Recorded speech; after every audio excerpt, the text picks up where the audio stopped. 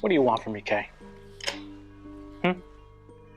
Do you expect me to let you go? Do you expect me to let you take my child from me? Don't you know me? Don't you know that that's an impossibility, that that could never happen?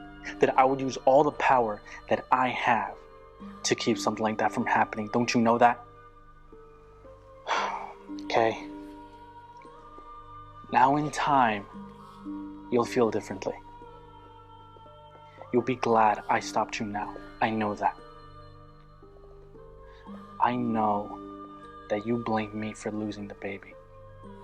Yes. I knew what that meant to you. And I will make it up to you, Kay. I swear to God that I will make it up to you. I'll change. I'm going to change. I've learned that I have the strength to change. And then you can forget about all of this miscarriage and we'll have more children, Kay. We'll go on. You and I will go on.